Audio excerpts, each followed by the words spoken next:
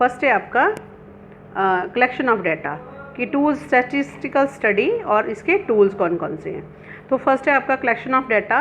इसके लिए आपका सैंपल और सेंसस मेथड जो है वो इनकी टेक्निक का यूज़ किया जाता है। सेकंड है आपका ऑर्गेनाइजेशन ऑफ डाटा, यानी कि डाटा को कैसे ऑर्गेनाइज करना है। इसके लिए array of data, array of data and tally bars का मेथड से या टूल से इसको हम इसकी स्टैटिस्टिकल स्टडी कर सकते हैं। नेक्स्ट है आपका प्रेजेंटेशन ऑफ डाटा कि आप डाटा को कैसे प्रेजेंट करना है, प्रस्तुत करना है। Then tables, graph and diagram के द्वारा जो हम इसको प्रेजेंट कर सकते हैं। एनालाइज ऑफ डाटा कि आपने डाटा को एनालाइज करना है, कैसे करोगे आप, एवरेज के द्वारा करोगे, परसेंटेज है या कोरिलेशन है या आपका रिग्रेशन कोफिशिएंट है, ठीक है। तो ये जो मेथड है, टूल्स हैं, इनके द्वारा इन डाटा को कैसे जो है हम एनालाइज कर सकते हैं। नेक्स्ट है आपका इंटरप्रिटेशन ऑफ डाटा, ठीक है। तो इंटरप्रिटेशन ऑफ डाटा जो है इसमें जो है percentage, average and degree of relationship between the different economic variables, ठीक है, इनके द्वारा जो है हम किसी कंक्लूजन पे पहुंचते हैं, ठीक है। तो ये सारे डाटा है, स्टडी है, स्टैटिस्टिकल स्टडी और इसके टूल्स है कि कैसे हम इनके द्वारा जो है आपके जो है कंक्लूजन जो है वो निकाल सकते हैं। अब इसमें आपका नेचर ऑफ स्टैटिक्स, तो ये एक डिस्क्रिप्टिव है एंड इंटरफिनेशियल है, ठीक है। तो ये जो डिस्क्रिप्टिव स्टैटिक्स है इसमें जो है those method which are use for the collection, presentation as well as the analyse of data, कि ये जो डिस्क्रिप्टिव स्टैटिक्स है, ठीक है, इसमें जो है those method which are use, वो मेथड जो हम यूज़ करते हैं किसके लिए, कलेक्शन के लिए, प्रेजेंटेशन के लिए और एनालाइज करने के लिए, ठीक है, ये वो स्टैटिक्स है। And these method relate to such estimation और measurement of the centre tendency, जैसे आपका average, mean and median mode से, ये सारे किस में आते हैं आपके इसमें आते हैं जिसमें आपका एस्टिमेशन करते हैं या मेजरमेंट करते हैं किसकी, सेंटर टेंडेंसी की मेजरमेंट करने के लिए, यानी कि केंद्रीय प्रवृत्ति की माप करने के लिए, ठीक है, या उसकी एस्टिमेशन के लिए आप कौन कौन से मेथड यूज़ करते हैं, मीन, मीडियन और मोड और एवरेज, ठीक है। नेक्स्ट है आपका जैसे मीन डेविएशन, स्टैंडर्ड डेविएशन, ये मेजरमेंट ऑफ किसके हैं, डिस्पर्शन के हैं। देन मेजरमेंट ऑफ कोरिलेशन, जैसे एग्जांपल लेते हैं हम कि when you estimate average height of a secondary student of your school, हम उनकी एवरेज हाइट की मेजरमेंट करते हैं स्कूल की।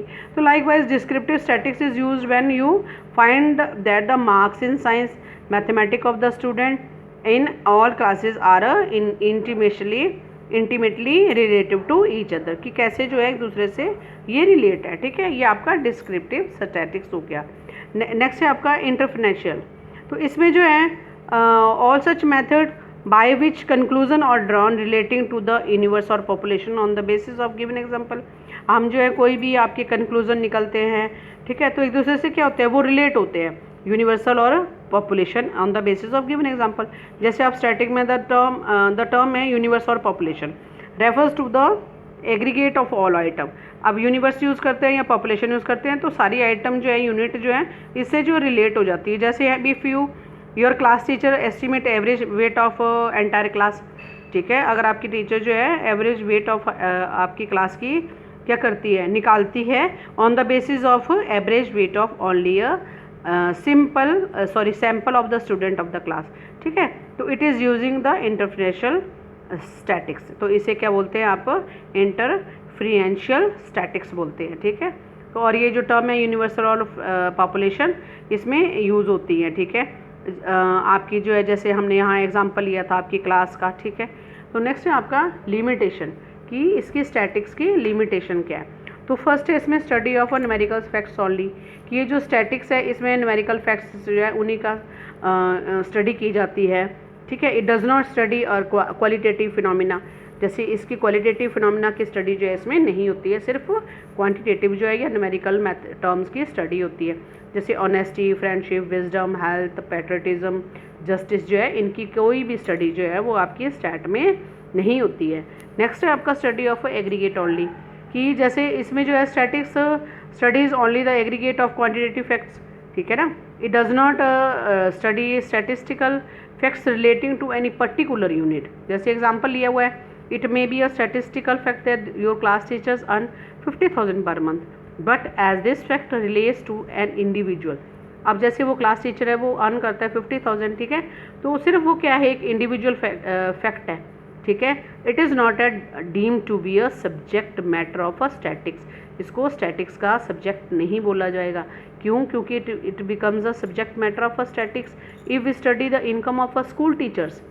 अगर हम सारे स्कूल टीचर्स की या across all parts of the country की जो आप इनकम जो स्टडी करेंगे तो ये जो है तब इसको स्टैटिक्स बोला जाएगा, यानी कि एग्रीगेट स्टडी करता है, ये सिंगल की स्टडी नहीं करता है।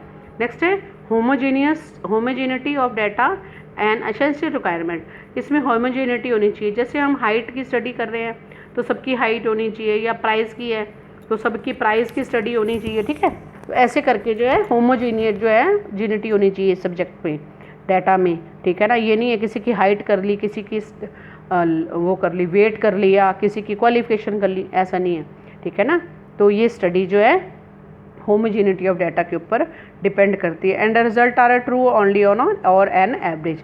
रिजल्ट जो है वो किसके ऊपर डिपेंड करते हैं? एवरेज के ऊपर डिपेंड करते हैं। Most statistical find are true only on average. जैसे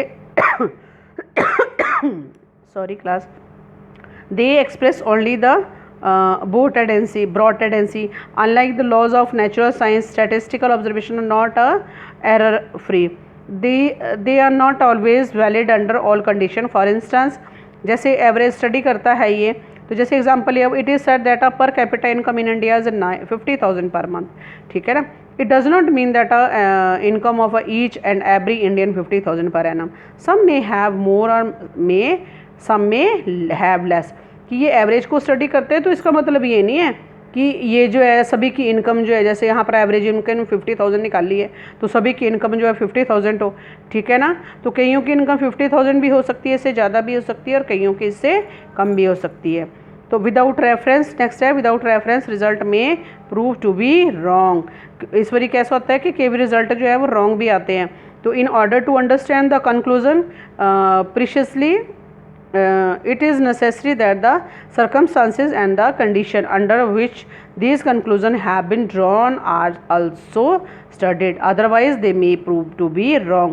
देखना पड़ता है कि कौन से circumstances में वो जो हमने जो है कंडीशन जो थी उसमें जो ये डाटा कलेक्ट किए गए हैं, अगर डाटा जो है किसी ऐसी सर्कमस्टांसेस में कलेक्ट किए गए हैं जब फ्लक्चुएशन दी इकॉनमी में, तब ये डाटा जो है वो रॉन्ग भी हो सकते हैं कंक्लूजन उनके, ठीक है। नेक्स्ट है आपका can be use only by the expert, कि इसे जो है एक्सपर्ट के द्वारा यूज़ किया जा सकता है। आम आदमी जो है इन स्टैटिस्टिकल डाटाज को जो है वो नहीं समझ सकता है, ठीक है। Statistical can be use only by those person who have special knowledge of statistical method. Those who are ignorant about this method cannot make a sensible use of statistics. It can be therefore be said that a data in the hands of an unqualified person like a medicine in the hand of a quack who may abuse it, leading disaster consequences. It is worth देखो जैसे statistical जो है उसको जो है expert जो है वो यूज़ कर सकते हैं, या जिन्होंने इसकी स्टडी की हुई हो। तो नहीं तो ये डाटा जो है किसी भी आदमी के हाथ में अगर आ जाते हैं तो जैसे एक दवाई है कि एक किसी भी ऐसे आदमी के हाथ में आ गई जो उसका मिस यूज़ कर सकता है, ठीक है। तो डाटा जो है सिर्फ can be used only by the expert. Next है प्रोन टू मिस यूज़, इनका जो है मिस यूज़ भी किया जा सकता है अगर किसी के हाथों में गलत में आ जाते हैं। तो misuse of statistics is very common. Statistics में use to support pre drawn conclusion even when it is absolutely false. It is usually said that a statistic are like a clay by which you can make a god or a devil as you please। यानी कि एक like clay की तरह है, ये गिल्ली मिट्टी होती है क्ले, उसकी तरह है कि उसको आप कोई भी शेप दे सकते हो, एक गॉड बना लो चाहे डेविल बना लो, ठीक है। तो ये जो डाटा है वो क्या है, प्रोन टू मिस यूज़, इसका मिस यूज़ जो है वो ईजिली किया जा सकता है, ठीक है। नेक्स्ट है आपका इम्पोर्टेंस है, वो हम जो है ये importance of statistical in economics ये हम नेक्स्ट क्लास में करेंगे। Thank you class.